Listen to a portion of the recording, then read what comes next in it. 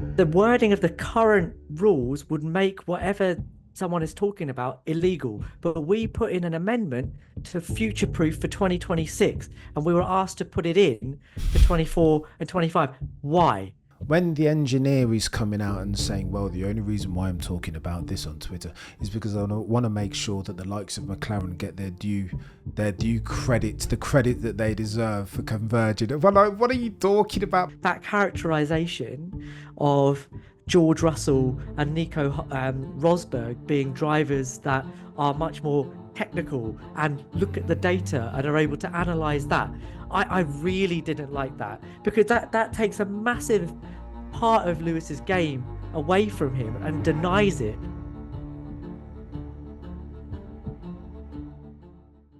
Hello, welcome to another episode of the Shakedown podcast. With me this time, we've got the A side back together, the Avengers of Formula One, the one they call Shazino, aka the A side, for the avoidance of doubt, and the one they call Sir Baxley. How are we doing, chaps? You know what? It doesn't matter how you are doing, because we've got some F1age to talk about. I probably shouldn't even say F1age anymore, because F1 will come for me. I should just call it the one that F's right. It's much easier, and I think that might have a habit of sticking somehow.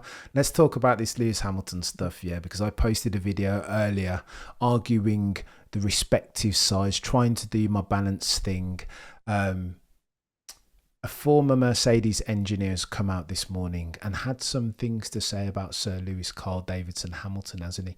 Being complimentary on one hand, talking about his feel, comparing him to Michael Schumacher, the Reagan-meister, as far as his internal gyroscope et al.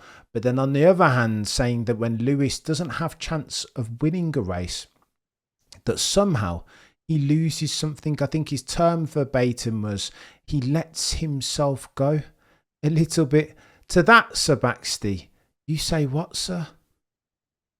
Well, on the face of it, it's a really shocking comment, because you're basically accusing a seven-time world champion of only being interested in winning. But then at the same time, you're like, well, that's surely the nature of the beast that is the one that F's. It's I think he's rather clumsily put his point across. I think what he's trying to say is that on occasion, if Lewis basically knows he's not going to win, then he just kind of packs it in. And I think on a handful of occasions, you've heard him get frustrated behind the wheel. But I think it's unfair to say that he only gives his absolute maximum when he only has a chance of winning. I think the last couple of years have shown us that when he's not in competitive machinery, he's still going out there and giving it his absolute all. I think there may have been occasion when he's been in tight championship fights and he's realised that he's going to lose ground, that maybe he's got a bit hot-headed, but that's, as I said, it's a handful, and I'm struggling to think of any concrete ones off the top of my head. But he's always there. He's always fighting. He never gives up. That's what endears him to so many of us. But yeah, I think it's rather clumsy the way he's put it together, but certainly it's generating headlines and getting people talking. Go on then, Baxley. If I attempt to offer some constructive challenge and friction. When I put that video out, a lot of my Dutch contingent, my subscribers, were saying, Cameron, what are you talking about, mate? You know that Lewis Hamilton has that thing in him. Please see as your exhibit A Spain a couple of years ago, when he was looking to retire the car after not having such a good start, that his tone and his demeanour, if there is such a thing as that in Formula One, since they're in the car with helmet, was very give uppy. No, Baxley, or am I reaching there, Joe? No, I mean, as I said, handful of occasions, and that is one of them. You've pointed out one of them, and I think it more often than not happens when he's, as I said, been in championship fights. And sometimes we understand that when the visor goes down on the helmet, drivers can get frustrated, and different sides of them come out that don't necessarily come out when they're outside of the cockpit. But I think to say, because he's done something once or twice in his career, or maybe a few more, that's just who he is. I think the beauty of Lewis is that his top level is, and he's still got it. He's shown it this season in particularly in Silverstone. His top level is a place that not many can get to, if any, on the current grid. I think Max is probably the only one who could. Um, but he only saves that for when he really needs it. Most of the time, he can be 95% 90, but he's still at one with the car and still getting the results. I think the biggest issue he's had over the last couple of years is that he's not been able to extract the maximum from the car. I don't think he's got on with these ground effect cars as much as he would like. That's been well documented. He said so himself, and he's starting to get on top of them now because that's the skill. And I think in the article, he goes on to say that Lewis's touch with the car is what allows him to overcome so much difficulty. So I think, um, you know, it's a nice headline grabber, this article, but I think it's been rather clumsily uh, articulated by the ex Mercedes. I think aerodynamicist. I think it was his official role. I don't know, but yeah. Yeah. No, you're right. Go on then, Shez. Let's get into the nuts and bolts of this, bro, because we've gone back and forth on many occasions about Lewis's soft, vulnerable underbelly, if indeed he has one, as one of the greatest, as one of the greatest racing drivers that we've ever seen. My critique of Sir Lewis is, to use the footballing analogy, can he do it on a rainy, cold day in Sunderland? Meaning, when circumstances aren't great, aren't ideal for a long period of time, does Lewis have the almost opposite of what makes him so great? That if there is a whiff of 25 points on the line, then he's going to go and then you see 200% Lewis, and that's a compliment. That for me epitomizes who Sir Lewis Hamilton is. But the underside, the equal and opposite of that, as you've said on many occasions, Shez, is that when Lewis doesn't have the confidence in the car, when it's a difficult circumstance, when we're racing for 10th or 11th as opposed to first, second or third, that Lewis no longer gains himself 200%. He loses 20 or 30 when a George Russell, having driven in a Williams for the longest time, is more accustomed, acclimatized to those difficult circumstances of late. True or false, Shez? I think that's an easy way to put it, and maybe it's something that I've fallen into, like a trap that maybe I've fallen into before as well. But I think that the more I've thought about this over the course of the last 2 or 3 years, because that's when we've really seen him be faced with a car that he really doesn't like, and it's becoming more and more evident that it's not just the overall package isn't very good. It's specifically it's a car that he doesn't enjoy driving. There's I think what he's saying is perhaps happening, but it's not conscious. Like, I don't think he goes out there going, right, there's no result possible for me, so I'm not going to try. I think he goes out there expecting that he's going to try and get the most out of everything every single time. But, naturally, I think his head just drops a little bit when things aren't quite going his way. But that I think is not the point. I think with Lewis, and it's something that I've talked about on this forum and in others, that when you divide drivers, you divide them, I think, into the classic sort of raise the ceiling kind of driver, or a raise the floor kind of driver. And George is very much a raise the floor kind of driver. Like, he'll take a car that isn't necessarily that great, or even that he finds particularly comfortable, and he'll just wring a tune out of it. Whereas Lewis is always looking for perfection, and when he finds that perfect harmony with the car, he's able to get an extra little bit out of it. How that then manifests itself, I think, in these situations, is that when you've got a driver as good as George in the other car, and you've got a car that isn't really playing ball, that's how it can look. But to his credit, Lewis has identified the issues that he had with the car, and he's worked on them, and now that I don't think it's so much it's not so much that he lets his head drop, or he how did he put it, lets himself go? Is that what he said? Yeah. I don't think it's that. I think he's working in the background to create the environment for him to be able to excel. That's what we're seeing at Mercedes right now. And there was one part of that article that I really, really didn't like. That characterization of George Russell and Nico Rosberg being drivers that are much more technical and look at the data and are able to analyze that. I really didn't like that, because that takes a massive part of Lewis's game away from him and denies it. For example, that 2020 Mercedes, that long wheelbase Mercedes that didn't want to turn in because it was on a long wheelbase, he was the one that looked at the data. He was the one that turned around and said to the engineers, this is what's happening on turning. I need something on the rear suspension to get us better turning, to turn this long wheelbase car into a short wheelbase car. That was him looking at it objectively, saying what he wants, what he needs, and then getting a result out of it, bringing performance. That's not someone that doesn't know what they're doing at a technical level. So I really had a problem with the way that was phrased. I agree with you there, Shiz. I agree with you there, Shiz, because I mean that's been a complaint that's been thrown at Lewis all his career, that he's not technically minded, and yet somehow, I mean, who's the guy that was dicking around with settings? In setups. It was Lewis. He was the one saying, let's do this, blah, blah, blah, blah, blah. And it took Toto Wolff to go, we kind of need to stop this now because you took a good car and made it less good in China. That was kind of the watershed moment. So yeah, I completely agree with you there, Shez. You know, that characterization of Lewis isn't technical is something that's dogged him his entire career and simply isn't true.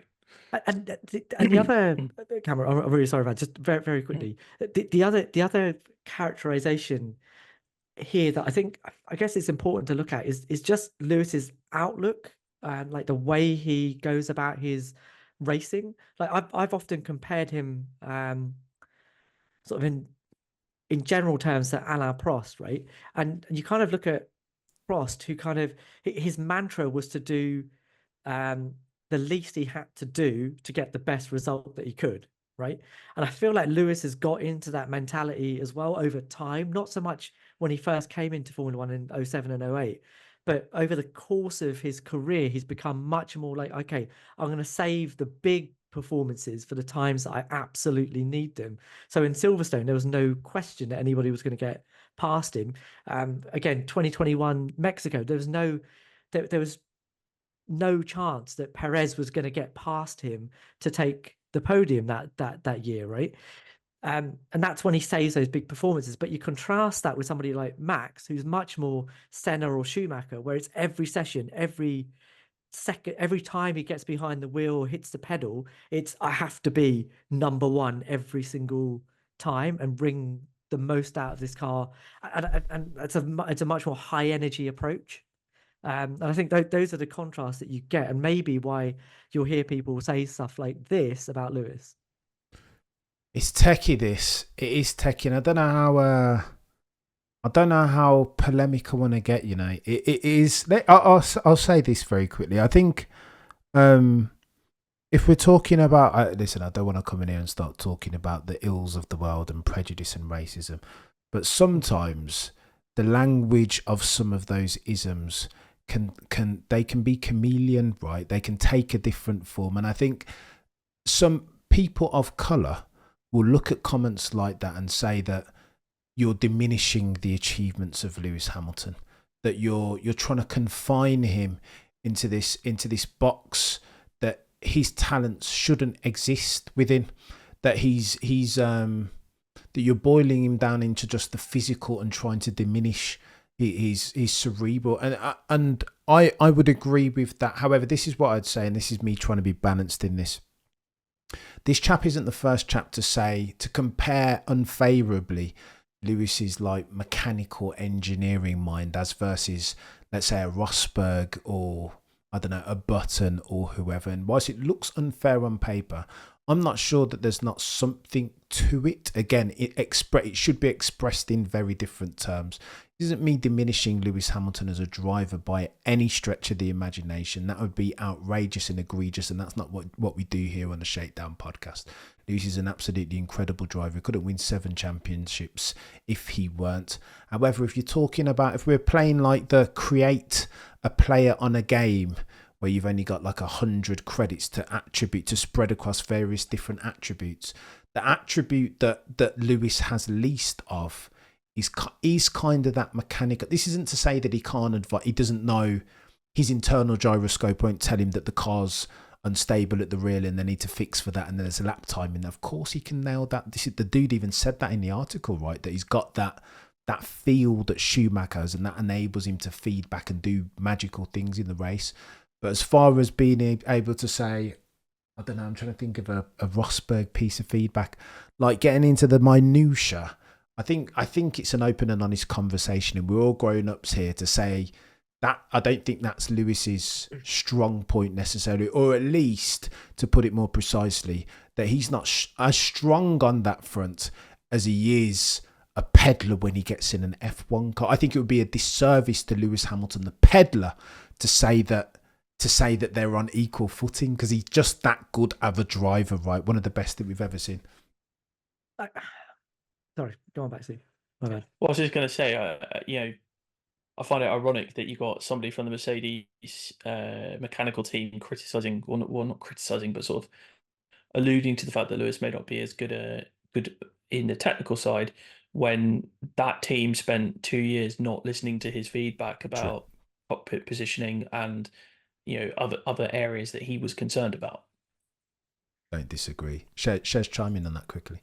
I think the same thing. I think when you put it the way you have just put it, that like we're saying that his racecraft and his out and out pace is at such a high level that perhaps the technical side of things isn't the big ticket item. Okay, I can take that, but to turn around and say that somebody like Nico Rosberg, who couldn't even get his engine settings right and caused a crash on the first lap of the Spanish Grand Prix in 2016, you're going to tell me that guy is somehow your paragon of technical excellence? I'm sorry, but that's not true.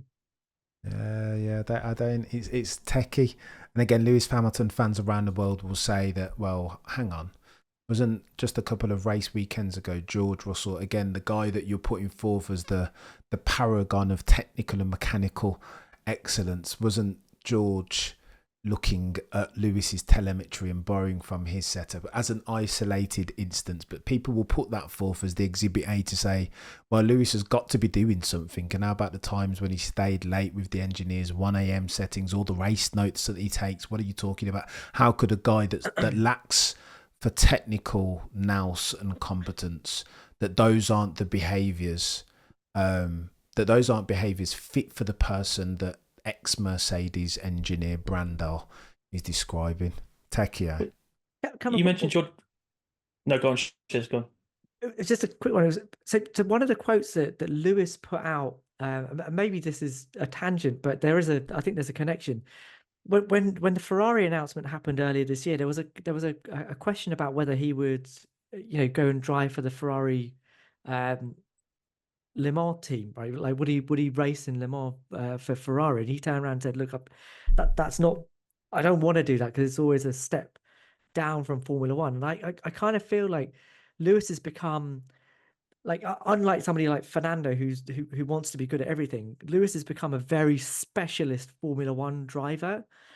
And part and parcel of that is understanding that technical nuance, the like how the car works, what every switch and button does. I mean, to the point where isn't the steering wheel on the Mercedes and the McLaren credited to what he asked for? These aren't things that these aren't things that you would credit to a driver that only has pace as his only attribute and isn't able to use every tool at his disposal. I just find that quite a reductive argument. I don't disagree with you, brother. It's very it's a techie, this one, and one that we could talk about for a very long time, I think. But not to bury the lead, let's touch on you guys start speaking about different formula. Max Verstappen said something today which I thought was quite interesting. He was asked by Tom Clarkson that this weekend at the Dutch Grand Prix is going to be his 200th race. Max Verstappen, fancy another 200 in Formula One. To which Max responded, no.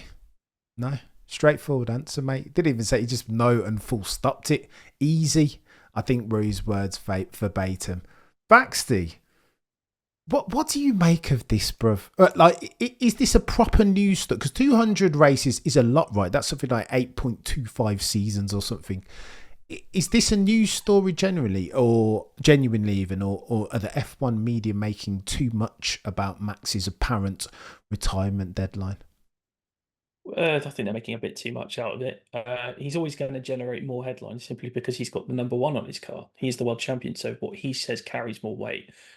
But this is the latest in a long line of things that Max has said about, he's often said, "Oh, I probably won't be here," when certain things are mentioned to him. And he's been doing this since he was 17 years old. That's ridiculously young to be doing this sort of thing. And they changed the rules so that you had to be 18 in order to do it. And at some point, he's probably just going to go, "I need a break," or "I just want to go and do something else." Maybe he'll go to NASCAR and say, "Oi, Carl Larson, let's have it." After what Carl Mate. Larson said, I'll take you on. Let's have it. I can see Max doing that, or he just goes, "I want to be a full-time streamer for a living," you Oof. know, and set my own racing teams up and everything else. But you know, 200 Grand Prix is a long time. I remember when 200 Grand Prix was considered like the benchmark. Like the, oh my god, you've got to 200. That's Mm. incredible. And now it's been raised to 300, and it's like, my god, it's an incredible achievement for longevity, particularly given how young he started, and now he's going to win a fourth championship this year unless something goes dramatically wrong. But no, I think this is a bit of a non-story, but it's just because it's the world champion saying it. So yeah, And you've got to. He's a man of his word, Max. He doesn't tend to tell too many porkies. Shez, let me ask you the question this way: buying or selling? 2034 is 8 years time. That's, as near as makes no difference, 200 Grand Prix from now. Will Max Verstappen still be around? I think he needs two things. It's the same thing I say every single time. If he has a car that's capable of winning races, and he has a team in which he feels like there's a family, he'll stay. But I think there's something about Max that's unlike all of the other drivers that sort of live and breathe motorsport. And I sort of put Fernando, and you think back to sort of Mansell, and you think back to can't really think of any others, but the drivers of the past that used to compete in lots of different disciplines. The way that sort of shifted more recently is that drivers tend to head off to Le Mans or Indy or other specialties once they've reached the end of their Formula One career, and their F1 career has already reached like a natural endpoint. You think of sort of Marcus Ericsson or Romain Grosjean going off to Indy. Their F1 careers were over, and that's why they ended up going to a different a different discipline. I think with Max, if he moves, he want to do it while he still feels like he's in his prime. If you know what I mean, like he doesn't want to be going there because he's been kicked out of Formula One because he's got nothing left in Formula One. He'll be going there to show that in his prime, he's still one of the best drivers in the world. And that might be something that limits the length of his Formula One career. But I don't know.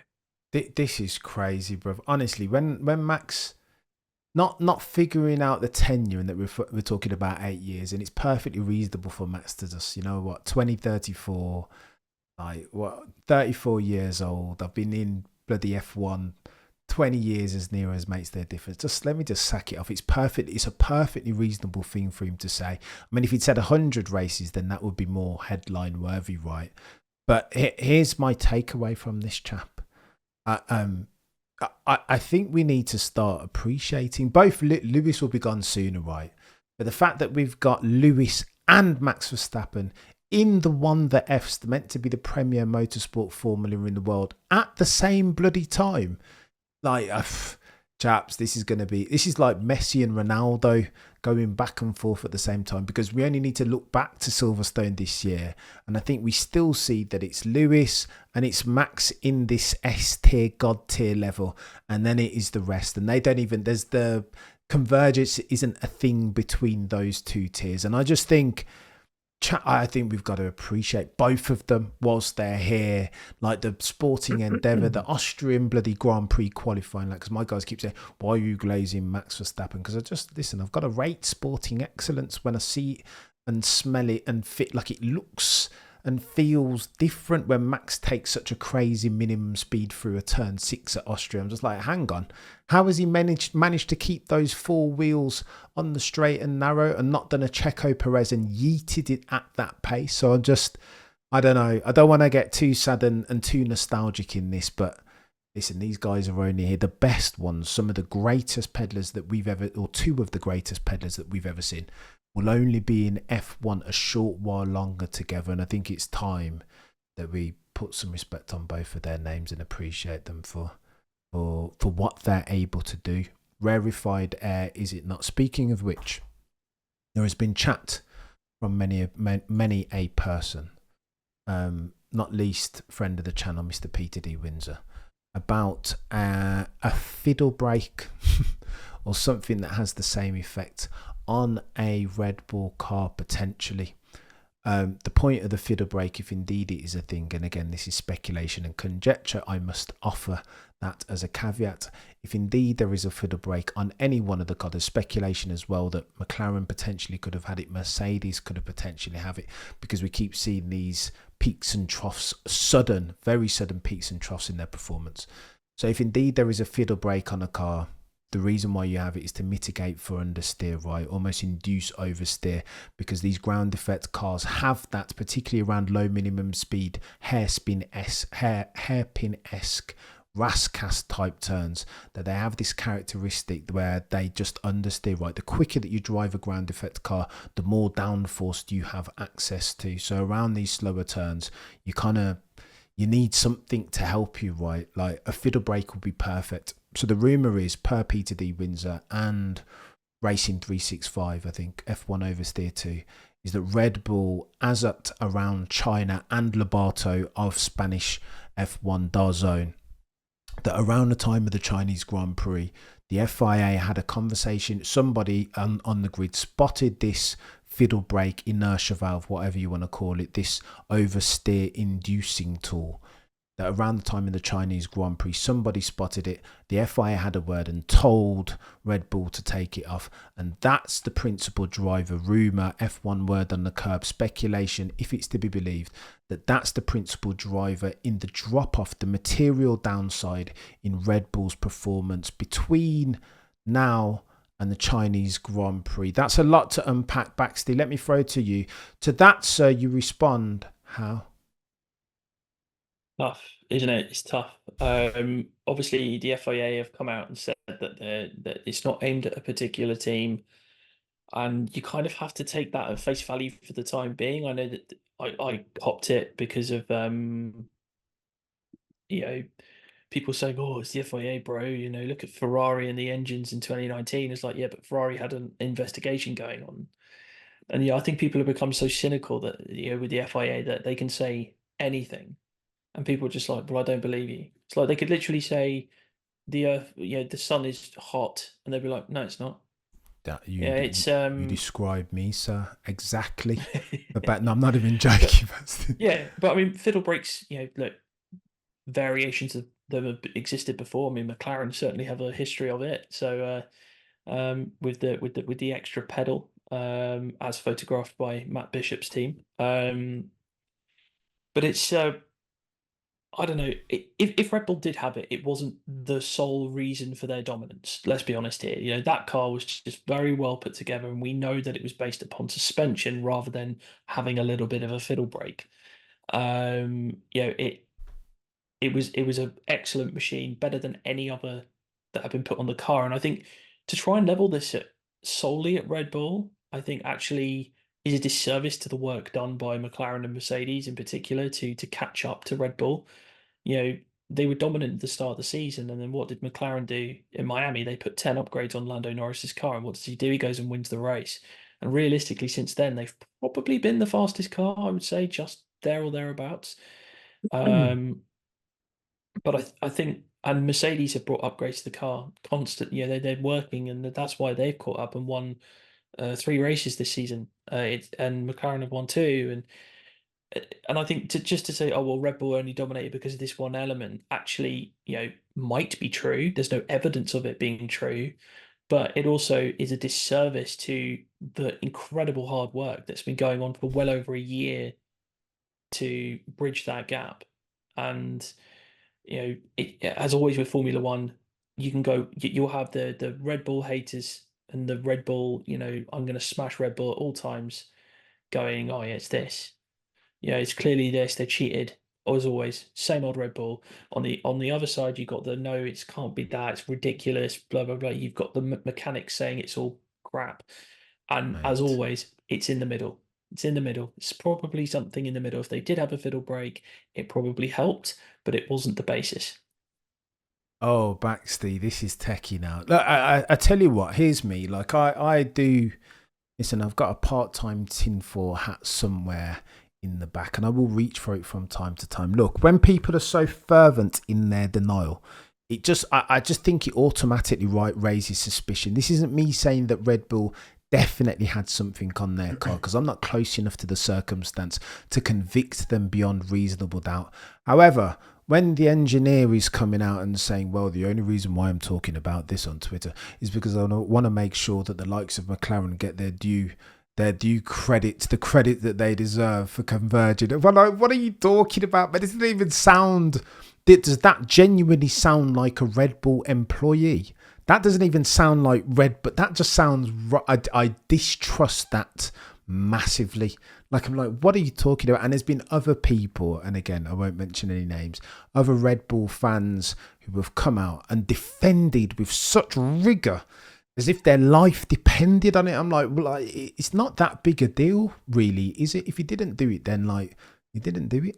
Like, why are we, like, writing, like, 7,000 word theses on, like, trying to articulate the precise inception point at which you can determine that Red Bull were innocent beyond... It's just like, why are we here doing this even? Maybe they did it, maybe they didn't do it. It's just that simple. Now that the FIA has come out and said, and to your point, Baxter, if we're going to start talking FIA, now that the FIA has come out and said that, and again, me being a part-time owner of a tinfoil hat, as soon as the FIA said that, I was like, yeah, well, of course, what else did you expect the FIA to say? Just like the engineer, he works for Red Bull and he's got a mortgage to pay.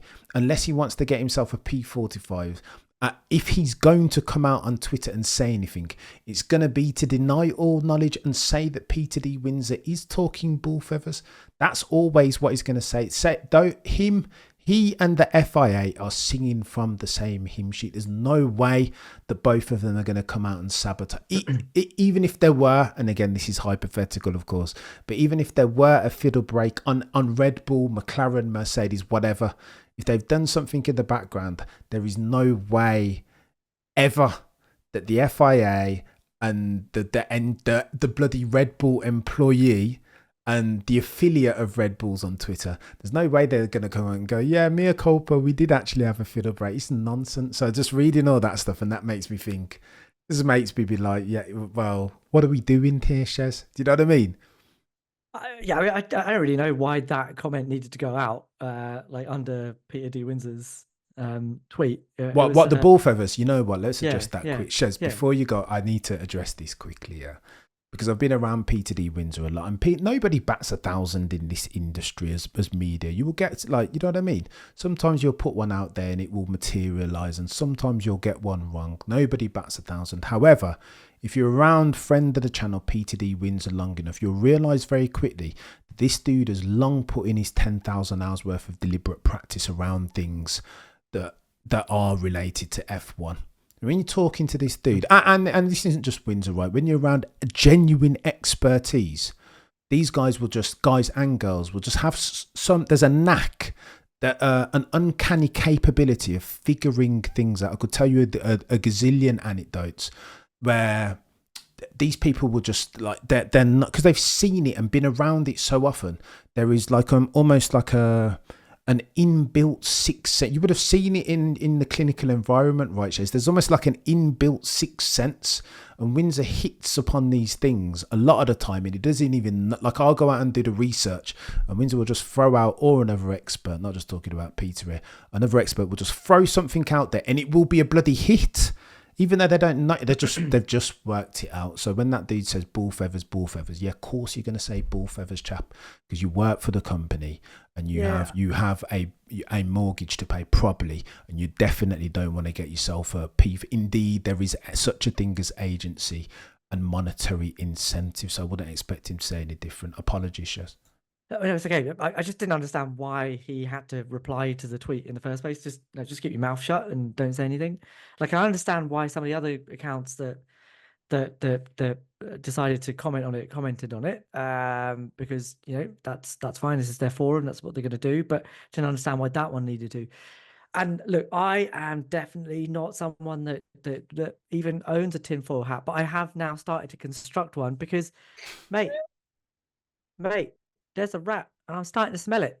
Like, I just do not understand why the FIA needed to, gather all the teams together, create an amendment to a rule. It's not a technical directive. This isn't something that they've put out as a clarification of a rule that's already there.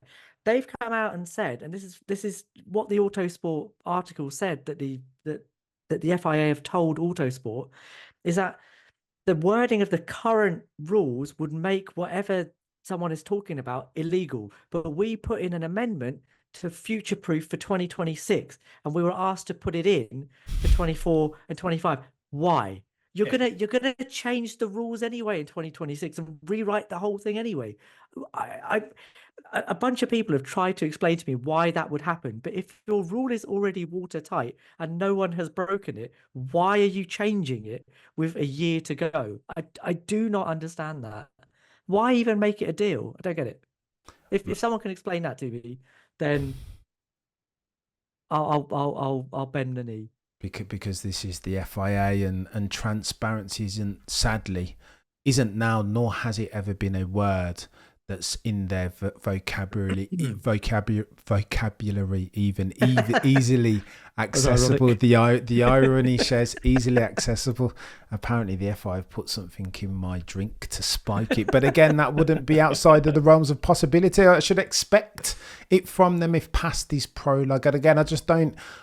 This isn't me saying it would be noddy of me to come out in a public forum and say Red Bull Racing definitely did it 100%. They had a fiddle break or an inertia valve or anything like that. You can't speak in such definitive terms, especially when I'm so far and distant and removed from the circumstance. I've never touched the car and I don't speak to people who do.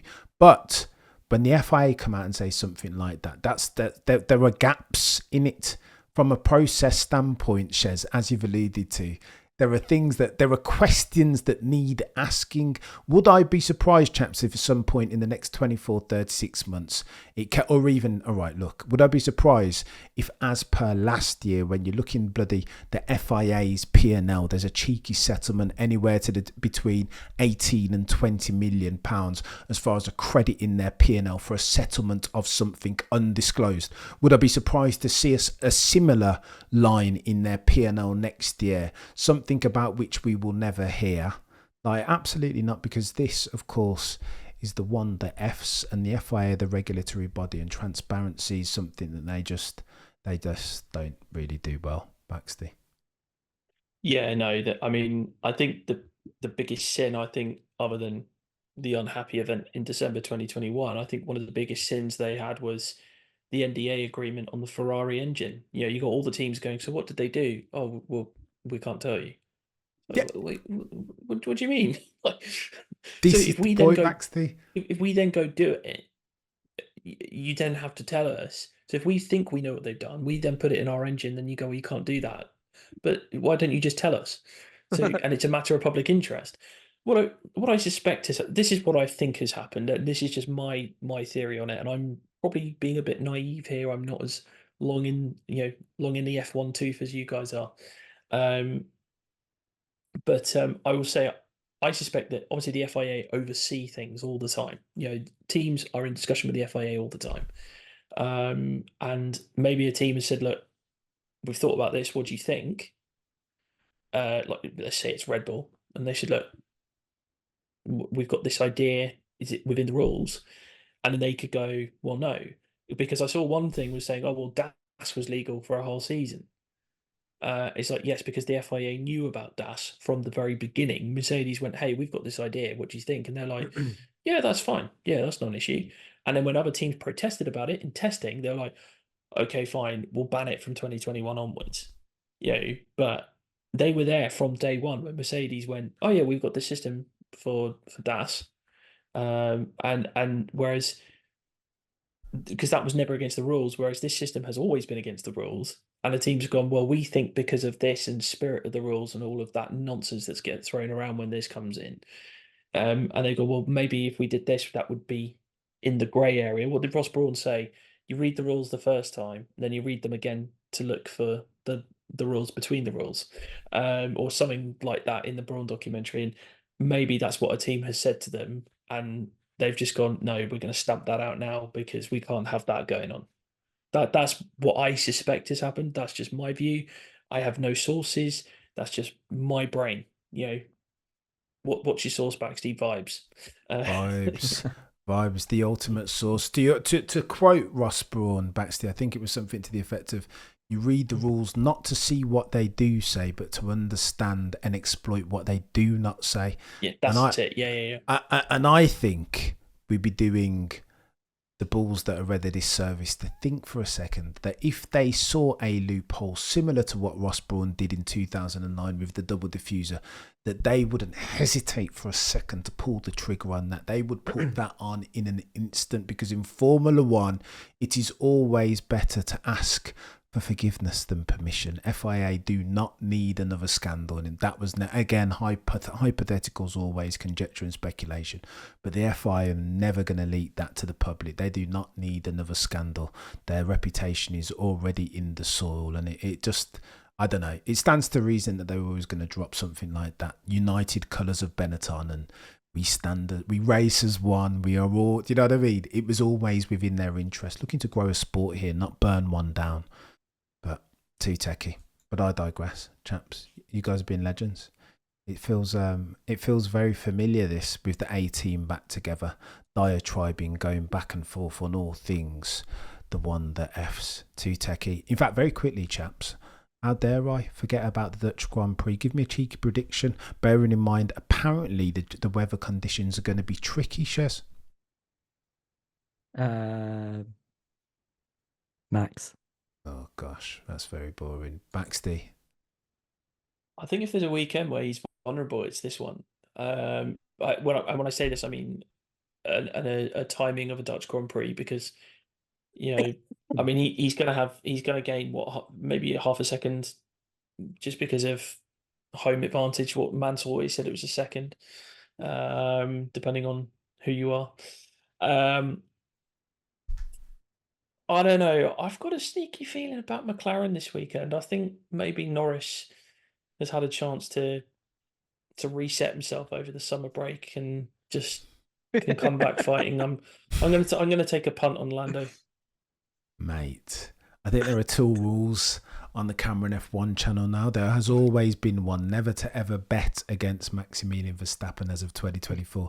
But the other one, the equal and opposite going forward, needs to be never ever bet on Lando Norris. Lando Norris. I just can't trust that dude. As brilliant as a driver he is, he just can't get off the line. And if you're going to beat Max Verstappen, what's the one thing that you need to do? You need to put it on pole and make sure you get off the line. Lando could put it on pole, but as far as his racecraft when in the heat of battle, particularly, he's almost like the antithesis to George. George always make a cheeky unforced error if there's stakes towards the end of a Grand Prix. Well, Lando front loads those, does the opposite. Like he can't get off the line, and he's always doing I don't know, he drives like a novice on lap 1, lap 2, and then becomes god tier the rest of the races. But it's by which time it's too late. Let me give you. Is that what you're going to be calling him then? Norris the novice? Oh dear. I've been saying, I've still been using the Lando no wins, even though he's got his first victory, or Mr. Glass half empty, which is a tad disrespectful and disparaging because he is a brilliant driver. But I think, did you guys quickly before I give my prediction? I know I'm going long, but on the I want to say it was Beyond the Grid podcast. Clarkson, we'll need to talk about this at some point, just properly diatribe, deep dive. But Clarkson was talking to Charles Leclerc, and he pitched Charles Leclerc on Roger Federer, who apparently was giving some speech, and he said that in spite of all my Grand Slams and some people call me the GOAT, of all the tennis points that I've ever played in competitive in competition, I've only ever won 54%. He pitched it at Charles saying, like, listen, do you need to just, like, is there, in brackets unsaid, is there something that you need to take from this? Charles was like, yeah, I need to be more, we try and be stoic and not let the momentum, either positive or negative, take us away and distract us from the task at hand, try and be present. And I contended, I think Charles is missing something with that 54%. There's a lesson to be learned, and I cite Simon Barnes' meaning of sport here, that all points or race sessions aren't created equally, are they, Shez? If you go back to Paul Ricard, Charles Leclerc, then that was a time when you had an opportunity to put a line in the sand and say, you know what, Max Verstappen, F1 community, I am here and I'm not going nowhere. I can race wheel to wheel with Max Verstappen and I can get it, then I can take a checkered flag under pressure. I know he's done it before, but it's a different level now that you're staring down Max Verstappen and Lewis and I say the same thing. I'd parlay the same sentiment to Lando. That yeah, it's all right. Like he's got himself a race victory now, but now you are playing with the big boys. Truly, these guys are of material consequence because to win a race and definitely a championship, you're going to have to start beating Max Verstappen and Sir Lewis Hamilton with some sort of frequency. When you're racing up against those two, particularly at the start of a Grand Prix, that means more. Like it's just, and you've got Max behind you.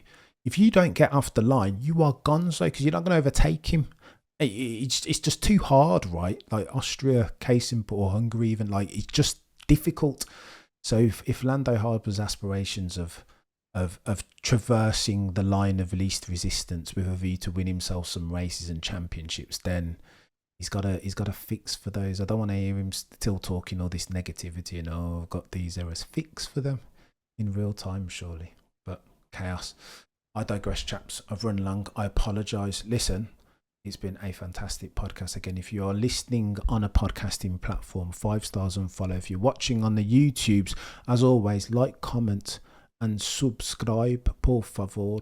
That's been Sir Baxty. He's been Shazinho, aka the A side. I've been Cameron F1. As always, between now and next time, remember to look but never stare.